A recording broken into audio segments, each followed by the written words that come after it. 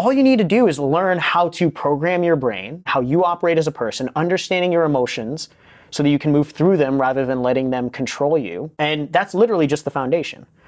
Once you understand how you work, you have to get clear on what it is you really want.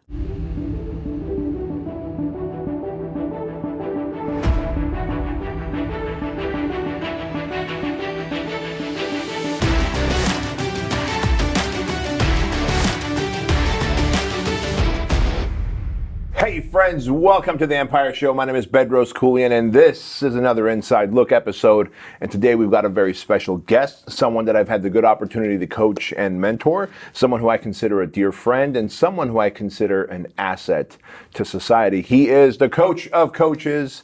He is my dear friend, Zander Fryer. Thanks Welcome, for having my friend. me, B. Yeah, man. Thanks for coming out to the Absolutely. HQ. And we'll talk about it in just a minute, but you also wrote this awesome book, Shit They Don't Teach You in College. Yeah. Right? Yep. And you got a phenomenal story that I just heard about that, and I've known you for some time that we'll go into this. But, how did you even end up getting in the coaching world? Because there's so many different levels of coaches, from fitness coaches, nutrition coaches, business coaches, mindset coaches. How did you even figure out, I want to get into this space? Oh, that is a really good question. So I think, even kind of take it back before I became a coach. 5 years ago, I had a phenomenal job. I was working for Cisco Systems. I was making, $250,000 a year as an engineer there. I was living in Venice Beach, driving a BMW, flying around the country. I had clients that were, I had Disney, Facebook. I had a really good life. A lot of my friends and family would say was success, but I felt really empty, right? I felt lonely, I felt stuck, I felt lost. So I did the proverbial millennial thing, millennial quits corporate job to start a life coaching business, even though I had no idea what the hell I was doing, right? But I love how you can have this sense of humor about it, but something had to, the pain was obviously great enough, where you said, but there's also some kind of work that you must have been doing on yourself where you're like, okay, I've achieved an outcome and I want to help others achieve it. I'd been into self-development for, even at that point, this was 5 years ago, at that point I'd been into self-development for probably 10 years. Right? I was in Air Force ROTC when I was in college. I was actually going to be a fighter pilot in the Air Force. I graduated Top Gun. I literally was lining up to be a fighter pilot, and I got a DUI my senior year. Oof.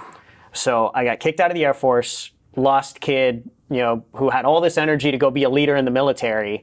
Now, what the hell do I do? Well, I go join the corporate world. Sure. So even back then, I had a passion for helping people. I had a passion for leading others and mentoring. That was what I loved to do, was leading my detachment.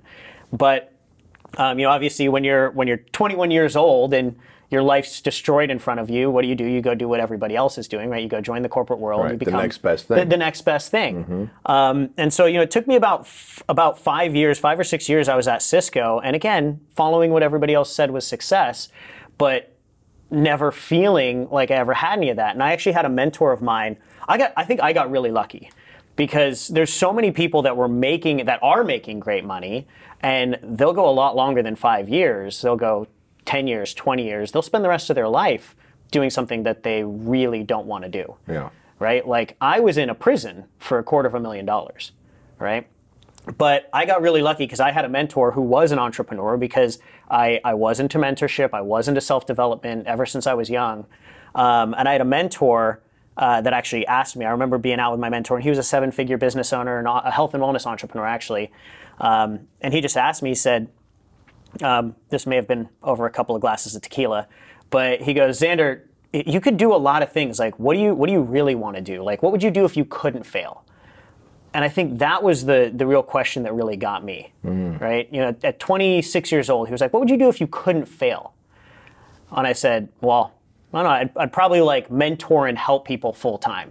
And he goes, Tony Robbins? I was like, I don't know, is that even a thing, right? And he goes, well, why don't you figure out how to do it? And I was like, well, because I'm making great money. I'm going to be one of the youngest directors in Cisco's recent history. I have this whole, so much momentum and all these good things going for me. Right. And he basically told me, he goes, dude, just because you have just because you have this path in front of you, does that mean you should follow it? And just because you're good at something, does that mean you should do it? And he goes, Zander, I'll be honest, I just see a scared little kid. And that was the first time in my life I had this, this cocky, confident exterior, making great money as a young guy in his mid-20s, and he just cut straight through it with a knife and was like, you're just afraid. That's it. What separates you and others like you who are doing well, they're young, they're financially driven, but they go, I'm not happy and satisfied and look for a way out, versus the guy or gal who doing well, financially driven, but have opportunities, but stay in it for 15, 20 years, even though they're not happy? Like, do you think it was this mentor that gave this shift, or were you already looking for a way out? The way that I tell it to people, I was deep down, I think I was looking for a way out, whether or not I wanted to admit it.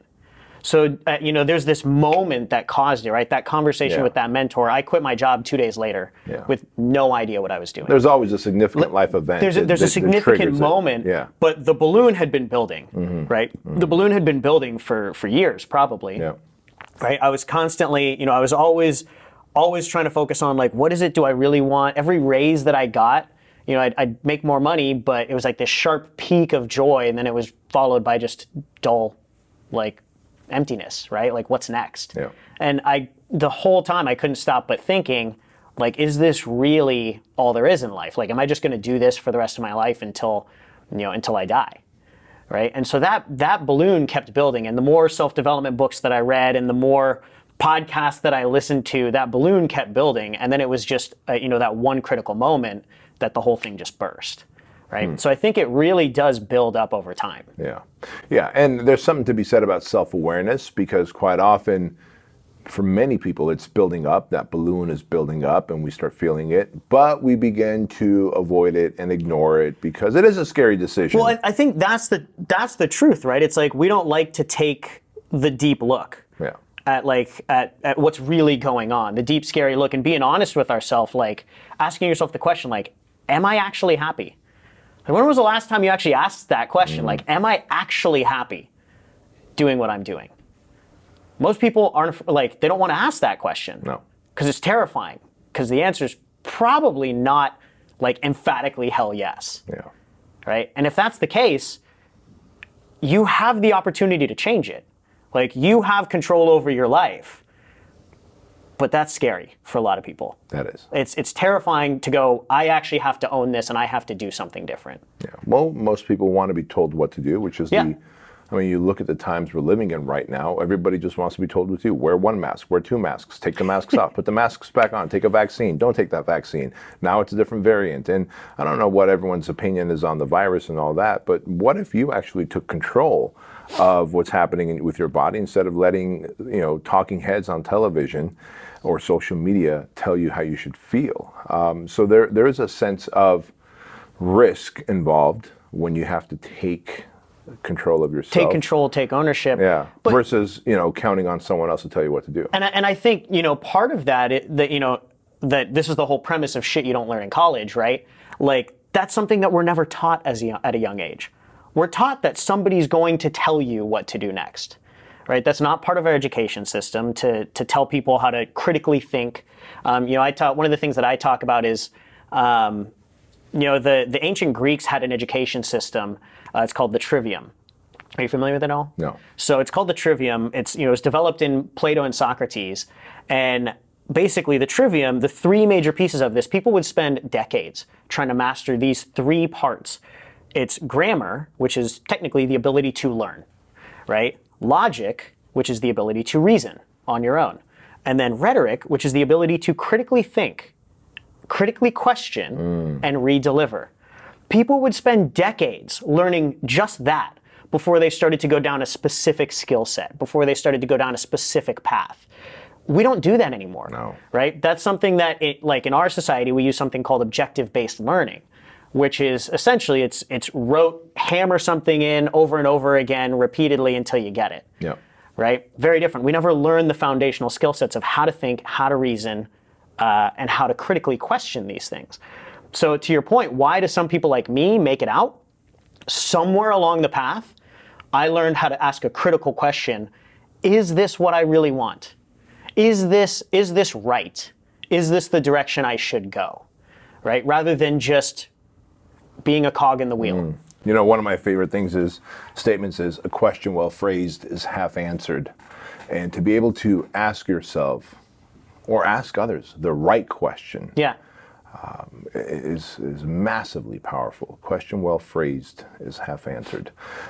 So, you know, by the time you and I met up, you had joined our Empire Mastermind, and you know, you're starting that coaching, and at the time, you know, that was the first time I heard you say, you know, hey, I got this thing, you know, shit they don't teach you in college, right? Yeah. Shit you don't learn in college.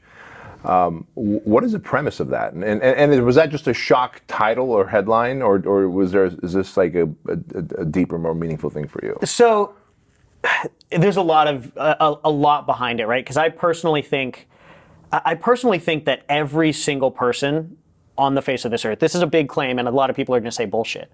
I personally think every single person on the face of this earth has the ability to accomplish the things that they want in life, right? I would agree. Whether they're you know, born poor, whether they're born rich, whether they're born black, whether they're born white, whether they're born gay, straight, it doesn't matter. What, you know, I always tell people there's someone with all of the excuses that you have that found a way to succeed, right?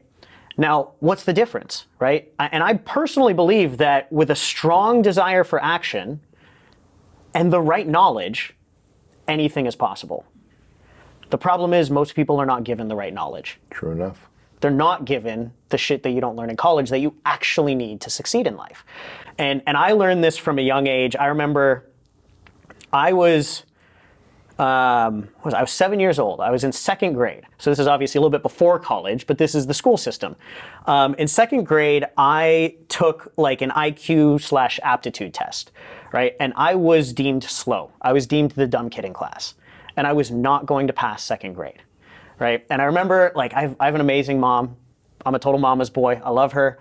But I remember her telling me, like, oh, you're cute, you'll get by fine. You don't have to be smart. I love that. Right? Amazing, loving mom.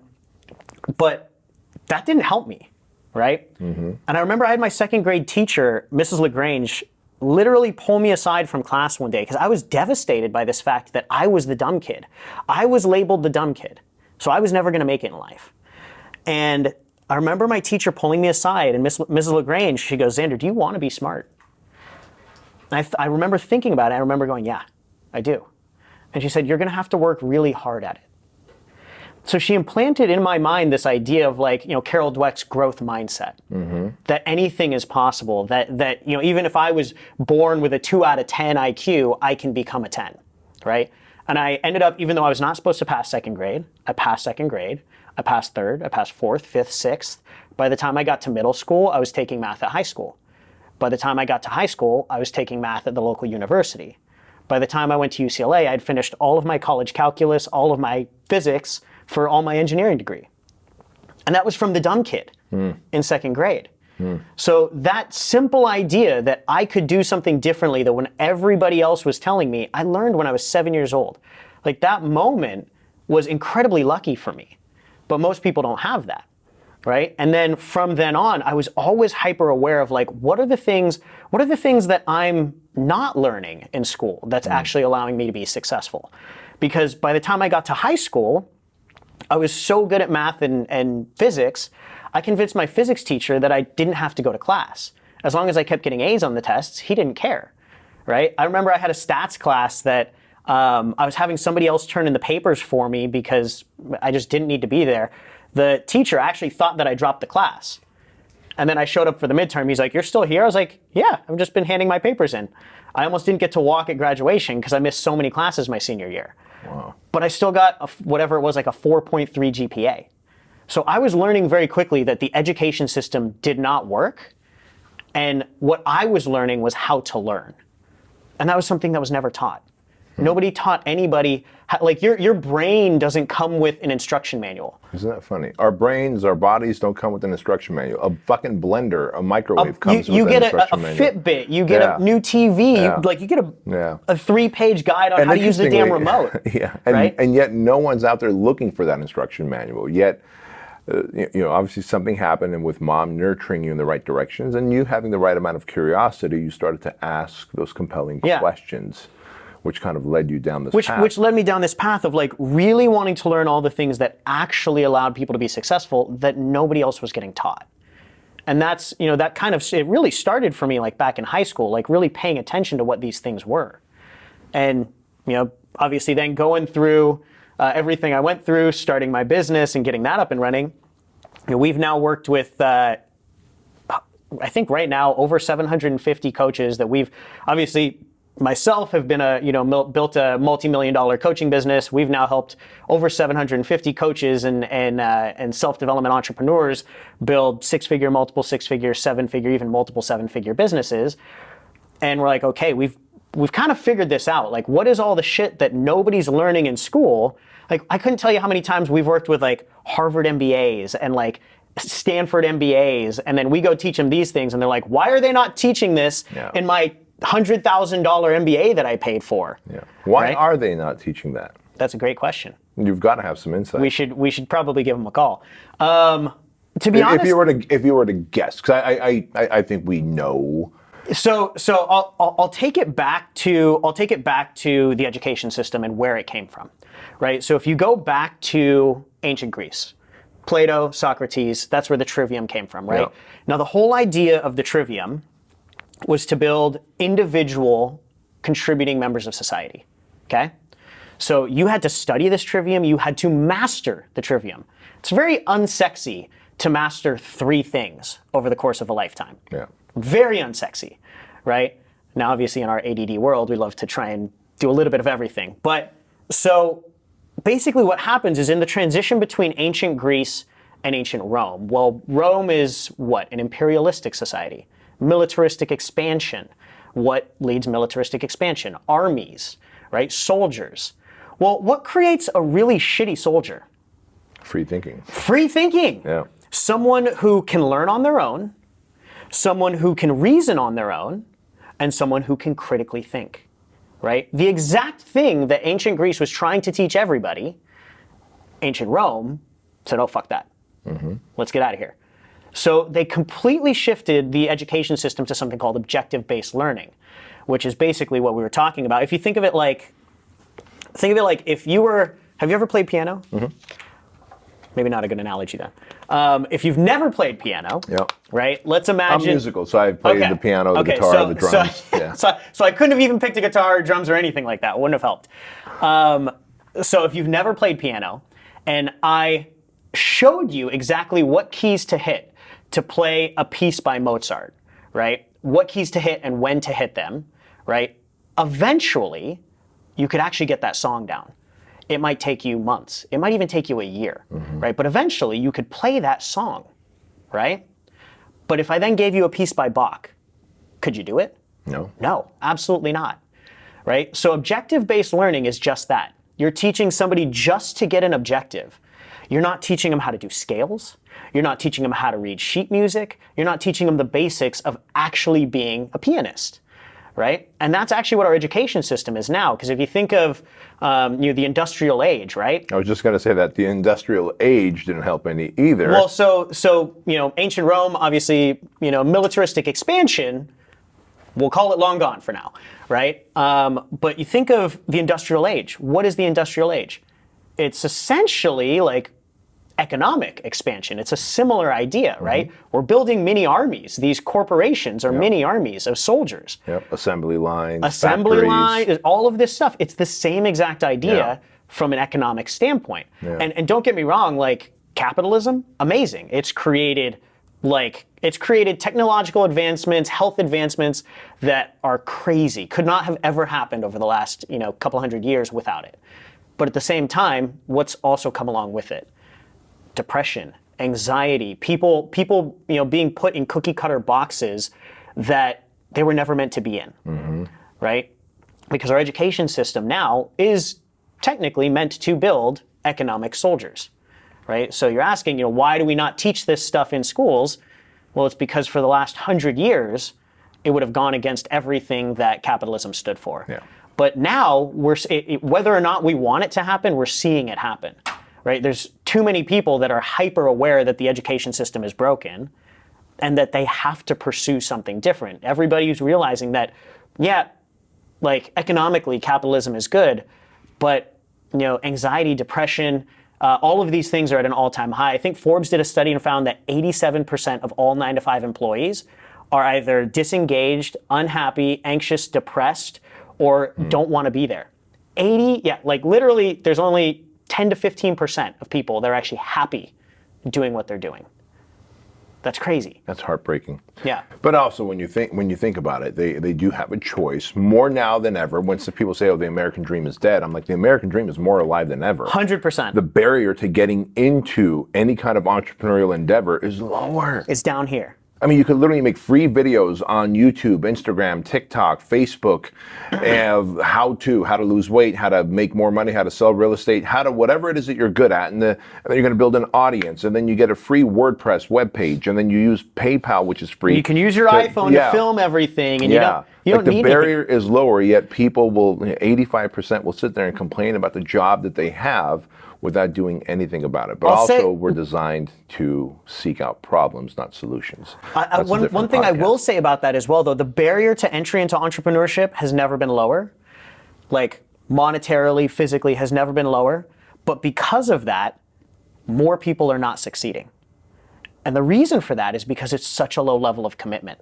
Right. Someone could start a side business today with $50 and an iPhone, right? But more entrepreneurs are failing than ever because there's so little commitment that they're putting into it. They're never fully going, I'm 100% in, and I have to make this work. Mm-hmm.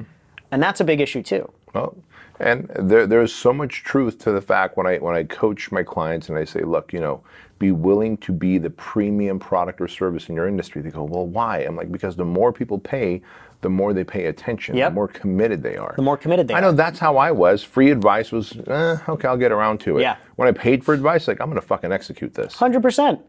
100%. I remember at this point, I have now invested nearly $500,000 on my own personal mentorship and coaching. And every time I do it, it's because every time I give the money, I write the check, my ass gets in gear. Right? It's a lot less about the coaching and a lot more about the accountability that I know that I'm going to get simply by signing the check. Yeah, exactly right.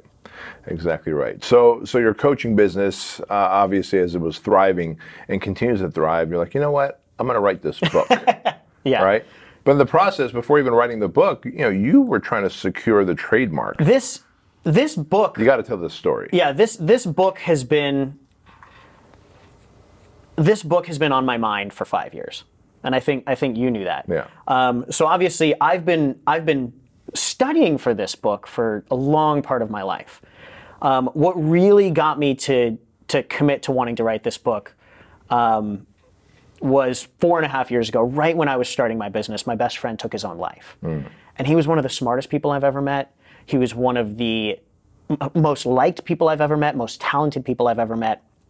But he suffered from PTSD. He suffered from addiction tendencies. He suffered from trauma, depression. For 10 plus years after getting out of the military, and ended up taking his own life.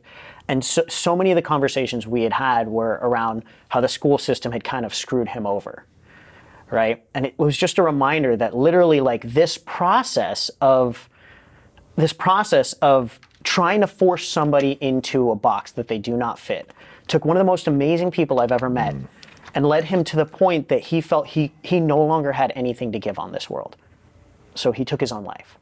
And that was the moment when I was just like we have to get to people earlier and teach them, give them that guide, the guide to the manual for how to use their brain, for how to find what they really want to do in life, the skill set to execute and actually achieve their goals, all of these things. And so, that commitment started about 4.5 years ago, and that's when I really started to pursue shit you don't learn in college just as an idea. Yeah. And I didn't know what would come from it. And I spent, as soon as that idea came up, I took it to the US Patent and Trademark Office, and they actually denied my trademark. And they denied my trademark because shit you don't learn in college is actually, I got a 12-page letter back telling me about how this will never be accepted because the idea is lewd and offensive to the idea of higher education. Stupid.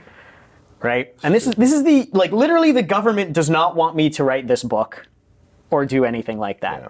And so I ended up hiring a lawyer, and we ended up in a 2-year-long legal battle with the U.S. government that eventually culminated in a Supreme Court ruling that what the U.S. Patent and Trademark Office said was unconstitutional.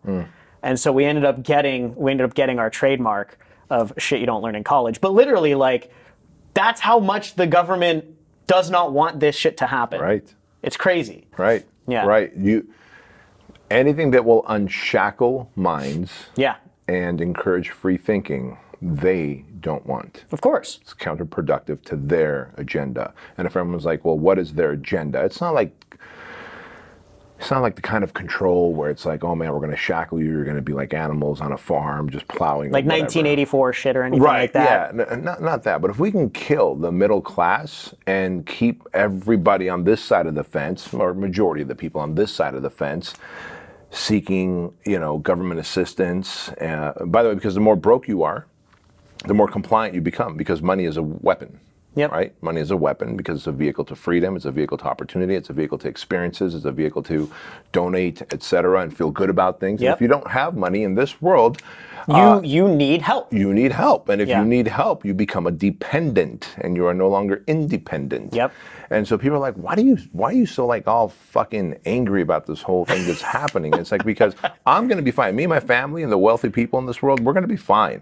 They're not looking to make everybody broke. Yeah. They're saying, look, there's going to be the elites, and then there's going to be the rest of you that are going to be broke and codependent on the government.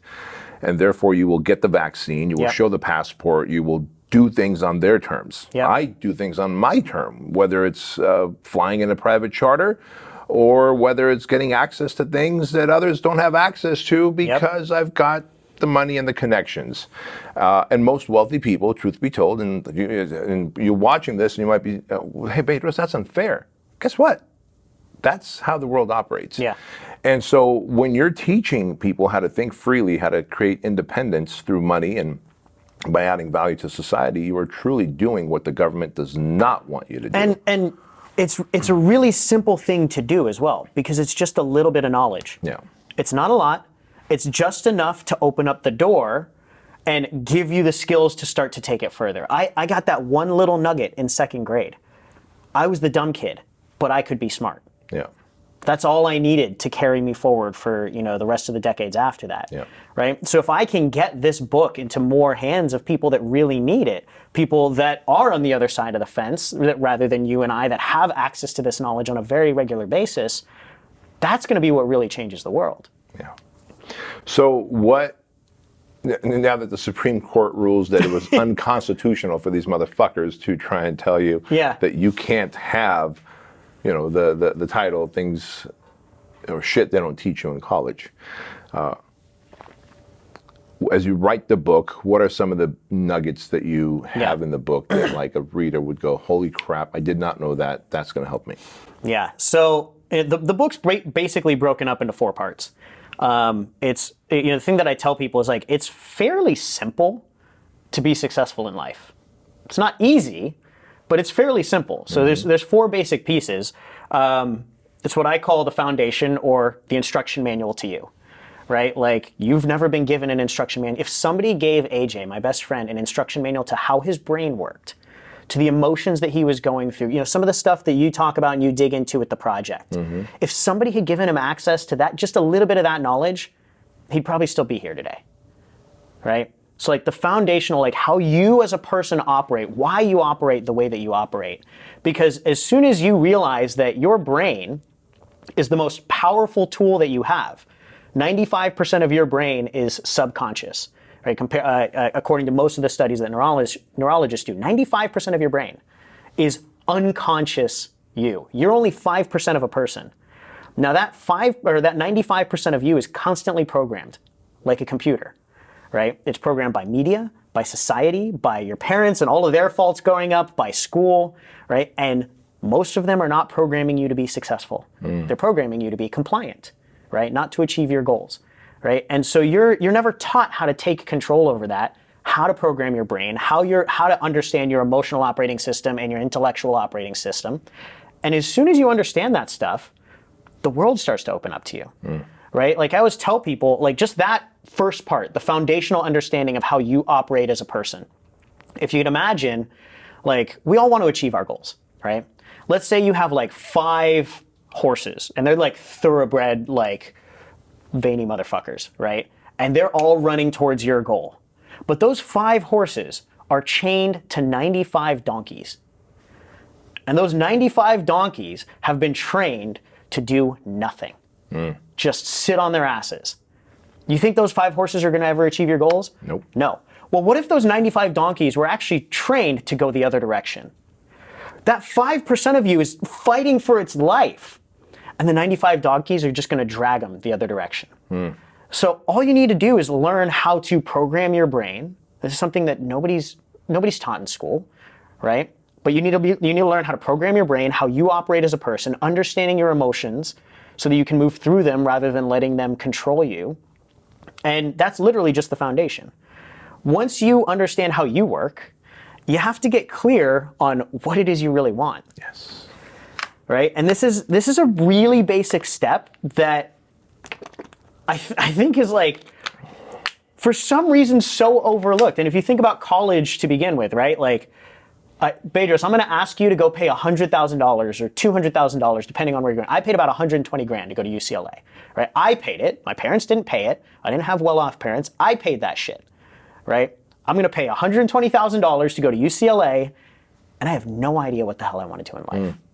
I'm asked as a 17-year-old kid to make the decision of how I'm going to spend the rest of my life when all I really care about is smoking weed and chasing girls. That's the stupidest shit I've ever heard. Yeah. Right?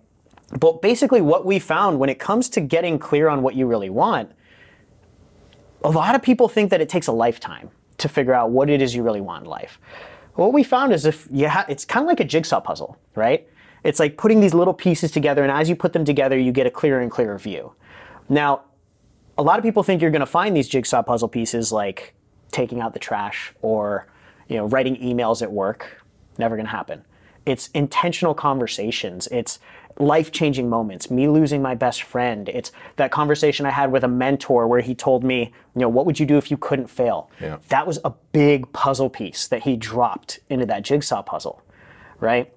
He helped me get crystal clear on what it was I really needed to do.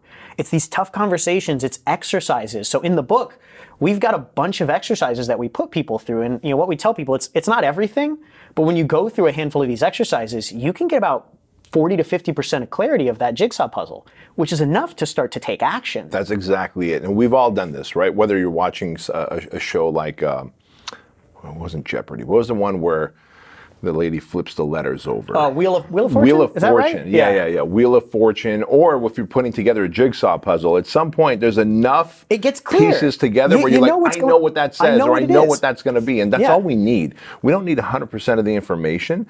In fact, General Colin Powell said this. He goes, I was literally just about to bring up the Colin Powell rule. Yeah. He goes, I need 40 to 70% of the information for me to make a decision on what we're going to do with the military. And because we'll never have 100% of the information in time to make the right decision every time. And so if more people started to do that, just seek out enough information to go, okay, I have 30, 40, 50% clarity on what my path might be. The rest of it is a byproduct of execution. Of moving. Yeah. Which basically brings us to the next step, right? You've got the foundation of how you work. You've got clarity. You don't have to get 100%. Literally, one of the things I talk about in the book is the Colin Powell rule, the 40-70 rule. Yeah. And so once you have enough clarity, you have to move. Yeah. Right? So learning how to execute properly is really the next step, and it's really a skill set, right? So we were talking about mastery earlier, right? This isn't, when you learn how to execute, this isn't something that I tell you one thing and all of a sudden you become a great executor, right? Right. It takes years of executing and messing up and learning how to execute better. But what I have found is there's essentially 3 parts to executing well. And it's in whatever endeavor you want to do, whether it's in relationships, business, your physical health. It's pretty simple. The first step is courageous, decisive action. Right? So we just talked about decisiveness. Colin Powell talks about being decisive, but courageous, decisive action. You have to take courageous action, the shit that scares you, right? Oftentimes we've all heard that everything you've ever wanted is on the other side of fear, on the other side of your comfort zone. Well, that's true, right? Everything. Yeah. And it's like, okay, I know that, but I'm just going to stay right here where it's comfortable. Exactly, right? Yeah. And I always tell people, because everybody asks me, they're like, well, why do we do that? Like, why is it so hard for us to take action and do something uncomfortable? And it kind of goes back to like how you're wired. If you understand how your brain is wired, like I was just talking about, 95% of your brain, subconscious. Somewhere between 50 to 90% of your actions are habitual, okay? Why does your brain do this? Because we are the only animals on the face of the earth that has a brain to body ratio of this size. Right? You're a health and wellness guy. Do you know how much energy our brain takes from like our caloric intake on a daily basis? I don't. I know in terms of hydration, I mean, it definitely sucks up a lot more water than our muscles would. Than everything else. So some people say 30%, some people say up to 50% of our energy. That's substantial when you think about the size of your head versus your body. This tiny thing between your ears. Yeah. Right? So if your brain is constantly thinking and working and doing really hard things, evolutionarily, you die. You use up all your energy. So your brain is actually, like when you're born, is programmed to do less and stay comfortable because it would technically keep you alive longer because you wouldn't have to eat as much. Well, Bedros, are you like short of food? I don't think so. We got grocery stores everywhere. Pretty sure we've all got enough, at least here in the first world, we've all got enough food, right? So we need to start to overcome that habitual process of inertia, of being stuck, and just start to take courageous action. So, one of the things that I did when I first started my business, I quit my job with no idea what I was doing. 2 days after that conversation with my mentor, quit my job with no idea what I was doing. Everybody's like, yeah, but Zander, you were making like $200,000 a year, so you had all this money in the bank. You guys, I'm a millennial. You think I saved any of that money? Right. You're spending it as it's coming in. Gone. Right. Gone. And good for you. Yeah, thank you. Contributing to the economy. Exactly. Yeah. The bar economy mostly. Sure. But I had about 3 months worth of living expenses saved up. And with that 3 months worth of living expenses saved up, I invested all of it into mentorship, coaching, programs, things like that. Right? And I told myself every single day, the only thing that I knew that today, I have no idea what I'm doing and I'm not good enough to be an entrepreneur. People are like, what? Like, what do you mean you're not good enough? Like, aren't you supposed to be like a self-development guy? Like, telling us like, hey, we're all good enough. No, I'm here to tell you like, you're not fucking good enough. If you were good enough, you'd already be there. Yeah. You'd already have everything that you wanted, right? This is one of the beliefs that I've noticed like some of the most successful people have. It's, I'm not good enough yet. True story. I was just talking to Andy Frisilla 2 days ago about this very topic. We're on the phone going back and forth about it. And both of us were like, man, I never feel I'm good enough yet, that I've arrived yet. And this is why we have such big dreams and ambitions. Yeah. And are always seeking out more wisdom. But it's not like you have a lack of self-worth or a lack of confidence. Right. Like, I still know that I'm worthy. Right? I can be both a work in progress and a masterpiece at the same time, right? My self-worth, my confidence is here, but I know that I can be better. Bingo. Right? And so because of that, I made this commitment that every single day I was going to do something I call my big cojones action, right? And what it meant, I didn't know what it was going to be. It was just every morning when I woke up, I was going to do the one thing that scared me the most, right? Because that was my decisive, courageous action. And it didn't matter what it was, because as long as I took decisive, courageous action, I would be getting out of my comfort zone and I would be growing as a person. And as I grew as a person, sometimes I'd make the right decisions, sometimes I would do really stupid shit. But eventually, if I just kept growing, I would get what it was I wanted, right? I don't know when, but I get there. So literally for an entire year, the first year of my business, every single morning I woke up, I asked myself, what's the scariest thing you can do today? And the first day, it was call Jack Canfield. because he was one of my, like, I loved his books. He was one of my idols growing up. And so I called Jack Canfield's office.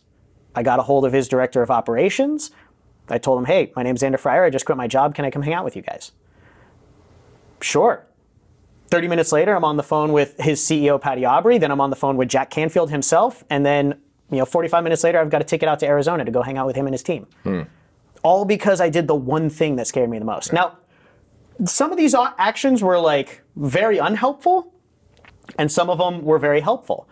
And not all of them were business related. I remember one of them, I woke up one morning and I was incredibly single at the time. And I remember thinking like, man, like, why am I so single? So sound like that. He wasn't just regular single. He was incredibly single. So single. Like I was going nowhere. Fucking Zander, you cracked me up, man. And so I was like, why am I so single? And so what did you figure out? So literally I was like, shit. Because the first thought was like, I should ask my ex-girlfriend. I was like, there's no way. Like, there's no way that I can call my ex-girlfriend of like 3 years ago and ask. Oof, that's asking for some serious feedback there. So I did. Good for you. So I called an ex-girlfriend and asked her what was great about our relationship, what sucked about our relationship, how I was in bed. Like, I asked everything. But like, that was the type of shit that I was doing because I knew if I just kept taking courageous action, eventually I would become the person that I needed to become to get there. Yeah. Right? So that's one of the most important pieces of execution is like, taking decisive but courageous action. Right? The second piece that I always tell people, once you're an idiot and you go take stupid action like that, is you have to learn from it. Right? So you have to review the action. You have to take a critical look at it. This is where critical thought comes in. You got to go do something, and then after you do something, you have to go, well, what was the outcome I got from that? Did it go the way I wanted? Did it not go the way I wanted? What do I need to do differently next time? Right? Ray Dalio talks about this in his book Principles. Right? He talks about the feedback loop. You have to take an action, you have to review the outcomes, then you have to adjust your action and adjust your goals based on that review. Yep. Right? So you take decisive, courageous action, you review it, and then number 3, and this is something that I got from you actually, is you have to be relentless in your pursuit of the goal in the face of fear, in the face of failure, in the face of obstacles. Right? And this is something that I got from you. Every time I got to spend time with you, you would talk about resourcefulness and relentlessness and resiliency. The 3 R's. And we're all going to face we're all going to get punched in the face. Right? That, by the way, is by design. I do believe that the universe does that. 100%. So that we imagine this. What do we hear all the time, right? We hear that when someone wins the lottery, 85% are broke within 5 years. Within 5 years. Because their bank account said millions of dollars, right, but their brain said trailer trash. Right. And so the same applies when you're like, all right, man, today I feel like I'm, I don't know, Phil Heath, Ronnie Coleman, any of these guys. I'm going to go into the gym, load up the bar with like 5,000 pounds and squat. You got to break your legs and your back. You're going right? to shatter yourself. Yeah. Exactly. Because you didn't earn that money over time to condition yourself how to spend it, use it, invest it. Yep. You didn't build those muscles and the connective tissue over time to learn how to operate under the pressure of the weight. And therefore, the universe is there to give you the stress inoculation that you need to get to where you want. And that shows up in the form of the bear and the dragon is what we call it in the project. I'll share this with you real quick. The bear is all external things that go wrong, right? So whether, yes, the 3 R's, resiliency, resourcefulness, and relentlessness. You have to be those 3 to fight through all of this. The bear shows up at every step of growth, and it almost becomes more intuitive. And the bear says, hey, you know what? I know you want to get to this next million. You want to get to this next level of impact and influence on society. Here's the resistance I'm going to give. It could show up as a virus. It could show up as an economic crash. It could show up as a competition. Do you really want this? Right. And prove it. Exactly. It's a prove it. The bear is external. The dragon, as Joseph Campbell says in his writings, in The Power of Myth, is internal. All the internal insecurities of self-esteem, self-confidence, am I worth it? Do I have what it takes? The dragon is all that inner self dialogue that says, do I have what it takes? And you need to conquer the dragon and the bear in order to accomplish that, because otherwise there is no straight line. And that is why we need resiliency, resourcefulness, and relentlessness to get there. And one thing that I want to point out as you're talking about this, right, is you've developed a belief that the bear and the dragon are the path. They are the path, exactly. That is actually the goal. The goal is to find the bear and find the dragon. Then you know you're on the path. And move through it, right? Where so many people try to avoid the bear, avoid the dragon, right? I truly believe, I'm gonna break everybody's minds right now. I'm gonna tell you the purpose of life. The purpose of life is to grow. Period. End of statement. That's it. Right? Someone will say the purpose of life is love. The purpose of life is to live on purpose. Whatever, right? All of these things, in order to have any of them, you have to grow. Grow. Personally, emotionally, mentally, spiritually, you have to grow to get there. That's the purpose of life. It's to grow. Well, how do you grow? Bedros, how'd you get such big biceps? Well, you lift weights. You grow, you lift weights. You lift weights. You challenge yourself to adversity. Them, you put them under tension, right? Over an extended period of time, over and over and over and over again, right? Yeah. That's how you grow. Yeah. So the goal is the bear. Yeah. The goal is the dragon. Yeah. We have to constantly seek that dragon and seek the bear. And it's not supposed to feel good all the time. Yeah. You know, like if it doesn't feel good, that might be a sign that you're on the path. That either the dragon or the bear are giving you resistance. And so you kind of reach into your toolbox of resourcefulness, resiliency, and relentlessness and go, which one of these do I need? For example, if it's going to be resourcefulness, it's like, all right, this is something tough. I've never experienced this before. I brought my my impact to a place of where I've impacted 10,000 people, but I want to get to 100,000 people. Shoot, all right, I'm resourceful. I got all these friends. Zander, I think I'm going to, like, you're the resource I'm going to use right now to help me. What would you do to break through 10,000? Because every time I try, I end up having this slide back. And so, like, you've got tools in your war chest, like, use them. And if you don't, because like, well, I don't want to bother Zander. Well, then I'm probably not going to be able to break through that bear, right? And so that's such an important piece. Is people are like, all right, well, I can be resourceful. We'll fucking figure it out. Sometimes resourceful, it doesn't mean like you have to try and charge the wall harder. It just means I got to go, hey, Zander, or hey, Craig Ballantyne, or hey. But sometimes that might be the dragon in them that's like, you know, I don't want to ask for help. Exactly. Right? Like, then I look weak. Yeah. Right? And that's a huge, and I'm sure you see this a lot in the project, like for men, it's so tough to ask for help. Yeah. Right? I mean, there's jokes written about it that you know, pre this fucking GPS thing, pre-Siri, you know, every comedian would write about the jokes where, you know, a husband and wife are on the road, they're lost, the wife's like, hey, stop into a gas station and ask. He's like, nope, not going to ask, I can find it myself, and they end up in the hood getting shot or whatever. Yeah. Right? And that's just, you know, it's a sad fact of how men think. 100%. But so much of that comes from the dragons within us. Well, where do those, if you understood how your brain worked, how your emotions worked, and where some of this mental programming came from of not wanting to ask for help because it makes you look weak, because one time when you were 6 years old, you asked your dad for help and your dad said, figure it out on your own. Mm-hmm. And from then on, you thought to be a man meant to figure it out on your own, right? You were 6 years old and you made this decision that, you know, 33-year-old Zander is now running his life on. How fucking stupid is that? But that's exactly how we operate. That's how we operate, because none of us realize that that's how we operate. Yeah. Right? Yeah. So when does your book come out? Book's coming out October 19th is the official launch date. Oh, that's right around the corner. Yep, October 19th, we're coming out with it. We're super excited. Mm-hmm. You know, obviously, like we talked about, like this book, Shit You Don't Learn in College, really is, you know, and those are the three fundamentals, and then there's a lot of tactical stuff, right? So, you know, there's the tactical stuff around, you know, communication skills, leadership and sales skills. You know, I always tell people, like, leadership and sales are the same thing, right? Like, one of the reasons you're such a good leader is because you were such a good salesperson before, right? People always give sales a really bad rap, right? But sales and leadership are basically the same tool, just with a different wrapping around the outside. Yeah. Like, the core of it is influence. It's influence, it's persuasion. Like, you know, one of the best leaders of all time was Hitler. Mm-hmm. Terrible person. But you can't argue that he wasn't a phenomenal leader. True enough. Right? He almost plunged the entire world into darkness with his influence. And by the way, let's just break some more minds here while we're breaking minds. Hitler, Osama bin Laden, arguably two of the worst Yeah. people in humanity.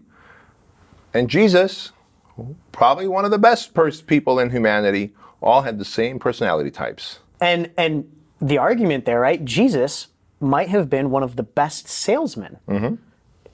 Like the Bible is literally The selling continues. yeah. Long after his death. And I always tell people one of my favorite salesmen is Martin Luther King.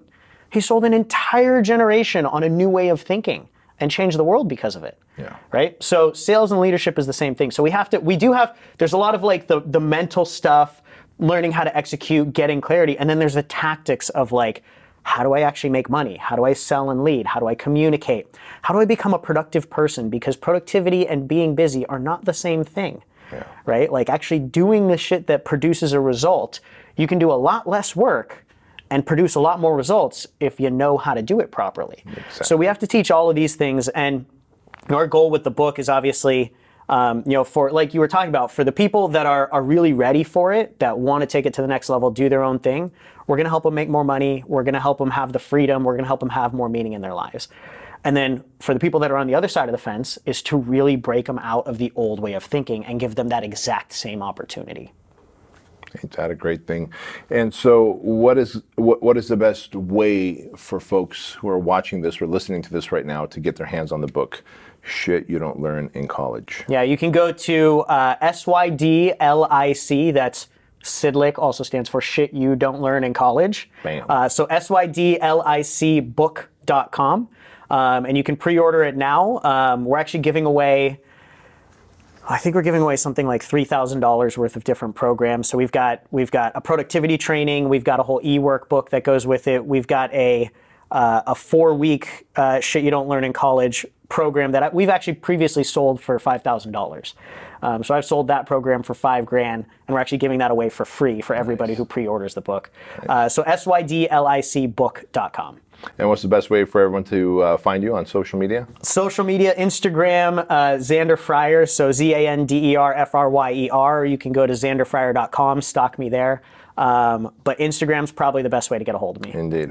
All right, guys and gals. Well, listen, this has been a pretty eye-opening episode, hasn't it, for you? And we know that to become the higher version of yourself, you've got to understand how your brain operates, thinks, and wants to process. And to do that, you need the owner's manual. Since you didn't come with one, the next best thing is to get this awesome and amazing book, Shit You Don't Learn in College. So follow Zander, pick up a copy of his book, and as always, be sure to share it on social media, give us a 5-star review, and don't forget to tell your mama.